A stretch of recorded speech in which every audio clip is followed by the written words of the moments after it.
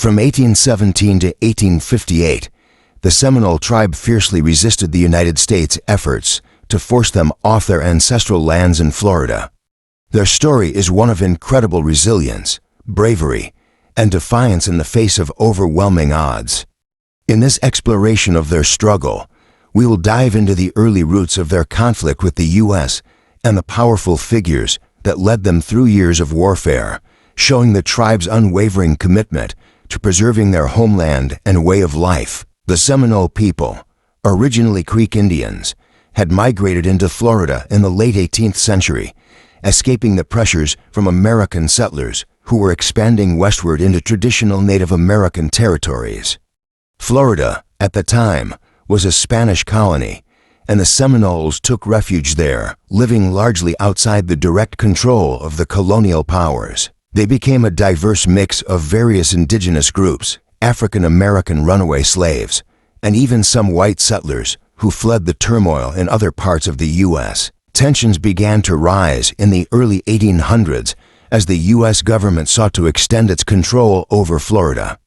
The increasing pressure to remove or subdue the native populations was a result of the rapid westward expansion of settlers and the looming threat of U.S. territorial ambitions in the region.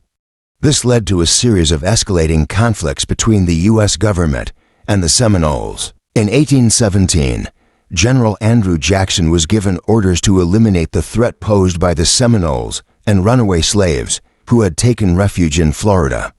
At the time, Florida was still under Spanish control, but Jackson, acting without formal permission, led a military invasion into the region.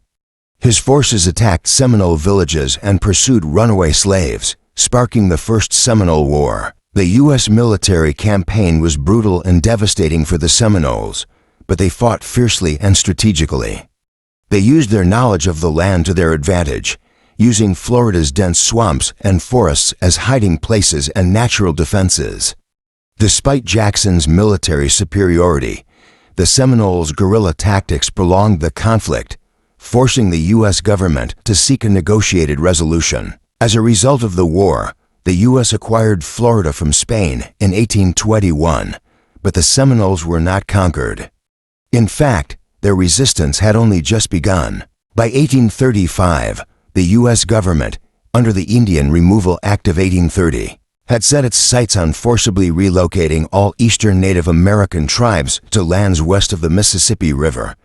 This policy aimed to open up native lands to white settlers and farming, which was seen as vital to the growing nation's economic and territorial expansion. The Seminoles, however, refused to leave their homeland. Chief Osceola, a prominent leader with mixed Creek and English heritage, emerged as one of the most vocal and powerful opponents of removal.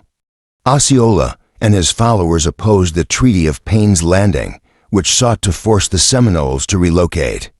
He refused to sign it, and his stance became a rallying cry for the Seminoles' resistance. Osceola led his people in a series of small but fierce battles, using guerrilla tactics to strike at U.S. forces. The Seminoles were well adapted to the swampy Florida terrain, and their ability to blend into the landscape allowed them to wage a prolonged and devastating campaign. The Second Seminole War became one of the longest and bloodiest conflicts in U.S. history at the time, lasting from 1835 to 1842. Despite their skillful tactics and determination, the Seminoles faced a constant onslaught of U.S. military forces. In 1837, Osceola was captured under a flag of truce, a betrayal that shocked many. He died in prison, but his leadership had already left a lasting impact on the tribe. His death did not end the resistance. Instead, it fueled the Seminoles' resolve to continue their fight. After the death of Osceola, the Seminole resistance continued under new leadership.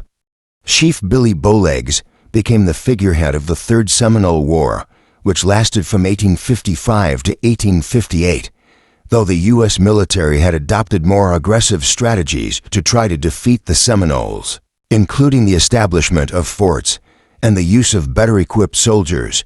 The Seminoles fought back with resilience and ingenuity. Billy Bowlegs led his people in a series of smaller skirmishes, continuing the guerrilla warfare strategy that had proven successful in the past. Though the Seminoles were still outnumbered and under constant pressure, they fought valiantly in defense of their land, resisting U.S. encroachment for several more years. The Third Seminole War, however, marked the final chapter of organized Seminole resistance. With many of their warriors killed or forced to surrender, and after years of devastating military campaigns, the remaining Seminoles were eventually relocated. Though the majority of the Seminole population was forcibly removed to Indian Territory, modern-day Oklahoma, a few small groups managed to evade capture and remain hidden in the swamps and forests of Florida. These resilient survivors became the foundation for the modern Seminole Tribe of Florida.